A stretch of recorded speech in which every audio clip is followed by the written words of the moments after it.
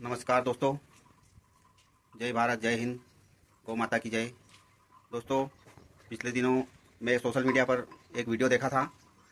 हमारे आदर्श जिनको हम मानते हैं, ऐसे हमारे संत, हमारे शंकराचार्य, जिनको जीवन में हम आदर्श मानते हैं, ऐसे ऐसे ऐसे शंकराचार्य, ऐसे ऐसे संत महात्मा आजकल ऐसे ऐसे बयान दे रहे हैं जिन पर हंसी भी आती है और चिंता भी होती है। शॉक हो गया मैं तो ऐसे वीडियो देखकर। हमारे एक शंकराचार्य बोल रहे थे, हिंदुओं अपनी आबादी बढ़ाओ, 7-7 8-8 बच्चे पैदा करो, क्योंकि उनका ऐसा मानना था कि हिंदू अपनी आबादी नहीं बढ़ाएंगे तो हिंदू अल्पसंख्यक हो जाएंगे और देश की डेमोग्राफी चेंज हो जाएगी।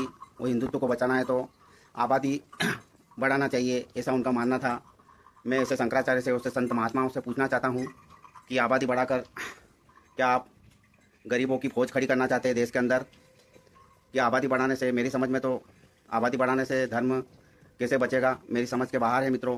क्योंकि आज जो कन्वर्जन हो रहा है वो गरीबों का ही हो रहा है। गरीब लोगों को आसानी से लोग, विधर्मी लोग कन्वर्ट करा लेते हैं। उनको लालच, रुपये पैसे का या अन्य सुविधाओं का लालच दे करके आसानी से उनको कन्वर्ट करा देते हैं अन्य धर्मों में। तो हिंदुओं के बच्चे पैदा करने से क्या कन्वर्जन रुक जाएगा क्या? ये मैं पूछना चाहता हूँ ऐसे लोगों से जो आबादी बढ़ाने का बोलते हैं, लॉजिक देते हैं। और दूसरी बात यह है कि हमारे ज़मीन को की एक कैपेसिटी है, अन्न उगाने की, अन्न उत्पादन की, एक ज़मीन को भरण पोषण करने की, लोगों का भरण पोषण करने की एक कैपेसिटी होती है। उसकी भरपूर दोहन हम कर चुके हैं और अब हम निचले स्तर पर जाने के कगार पर खड़े हुए हैं। उत्पादन हमारा कम होता जा रहा है। गोवंश को हमने त्याग दिया है। गोवंश से गोबर की खाद मिलती थी, उससे ज़मीन की उर्वरा शक्ति लंबे समय तक बनी रह सकती थी, वो हमने बिल्कुल त्याग दिया है और रासायनिक खाद पर पूर्ण रूपेण डिपेंड हो चुके हैं हम। तो ऐसे में जनसंख्या बढ़ाने का कहना और हिंदुओं से ज़्यादा और अधिक से अधिक बच्चे पैदा करने का कहना कहाँ तक समझदारी है, ये आप लोग ही सोचिए, आप लोग विचार करिए। और मेरा वीडियो अच्छा लगे तो इसको और आगे बढ़ाइए, कमेंट करिए, शेयर करिए, मेरे चैनल को सब्सक्राइब करिए। मैं अपने अनुभव से आपसे बात करता हूँ और मैं ये तो नहीं जानता कि ये शंकराचार्य क्या चाहते हैं। मेरी समझ में तो यही आता है कि सदियों से लोगों का शोषण करा है ऐसे लोगों ने। इनको चारा चाहिए, अपनी बातों को और अपने दुकानदारियों को चलाने के लिए इनको चारा चाहिए। और लोग गरीब रहे तो इनके लिए अच्छा है, अनपढ़ रहे तो इनके लिए अच्छा है। आबादी बढ़ाते जाओ, शिक्षा मत दो, संस्कार मत दो बच्चों को, इनकी दुकानदारियाँ चलाने के लिए इनको चारा उपलब्ध कराते जाइए, ऐसी इनकी मंशा लगती है, जो बिल्कुल भी सही नहीं है। अपने विवेक से, स्वविवेक से काम कीजिए, अपनी परंपराओं का पालन कीजिए, गौ सेवा कीजिए, गौ रक्षा कीजिए और अपनी ज़मीन को बचाइए, अपने आने वाले भविष्य को बचाइए, हमारे आने वाले कल को बचाइए। यही प्रार्थना है आप लोगों से। और ऐसे धर्माचार्य को, शंकराचार्यों के चक्कर में मत पड़िए। ये लोग हमारे भविष्य के लिए खतरनाक है, धर्म के लिए खतरनाक है। ये धर्म को किस ओर ले जाना चाहते हैं, मेरी समझ से तो बाहर है इन लोगों का ये लॉजिक। मेरे को तो एक ही बात समझ में आती है कि इन लोगों को सिर्फ भीड़ चाहिए, भीड़ तंत्र का हिस्सा चाहिए, बनाना चाहते हैं ये लोगों को। ये अशिक्षित भीड़ इनके पांडालों में भीड़ बढ़ाती रहे और इनके अनुयायी बनते रहें और ऐसे ही लाचारी बढ़ती रहे ताकि इनकी दुकानदारियां चलती रहे। यही इन लोगों का मकसद रह गया है सिर्फ। अन्यथा पॉपुलेशन बढ़ाने का कोई लॉजिक नहीं है धर्म से। अरे धर्म की रक्षा करना है, धर्म को बचाना चाहते हैं तो आप संस्कारित बनिए, कम बच्चे पैदा करिए, उनको शिक्षित करिए, उनको धर्म के विषय में उनको शिक्षा दीजिए, अच्छी शिक्षा दीजिए, अपनी परंपरा से अवगत कराइए और उनको सही मायनों में धर्म को उनको हम समझा सकते हैं कि हमें कहीं भी ज्ञान लेने की ज़रूरत नहीं है। हमारे शास्त्रों में ज्ञान भरा पड़ा हुआ है, उनको सही मायनों में, सही अर्थों में समझने की ज़रूरत है। समझने की कोशिश करिए। कहीं भी किसी के पास भी जाने की आपको आवश्यकता नहीं है। आपका ज्ञान आपके पास ही है, आपके पास ज्ञान का भंडार भरा पड़ा हुआ है। बस हम होना दूसरों के पिछलग्गू होना हमको बंद करना पड़ेगा। जो ज्ञान परमपिता परमात्मा ने हमें प्रदान करा है, हम सिर्फ उनका ही उपयोग करते रहेंगे। पुराने प्राचीन ग्रंथों में और भी अनेक वेद वेद पुराण हमारे भरे पड़े हुए हैं ज्ञान से। वेद से हम ज्ञान ले सकते हैं। हमारे पास रामायण जैसे, श्रीमद् भागवत गीता जैसे ग्रंथ है, हम उनका अपने अध्ययन करें और उनको समझें और गौ सेवा करें।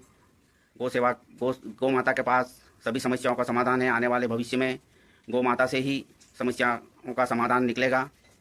इसलिए मेरा हाथ जोड़कर निवेदन है कि आप अपने विवेक से काम करिए, लोगों के चारा मत बनिए, क्योंकि ये कहीं से कहीं तक मुझे नहीं लगता है कि हिंदुओं को 8-8 10-10 बच्चे पैदा करने से हिंदू धर्म बच जाएगा।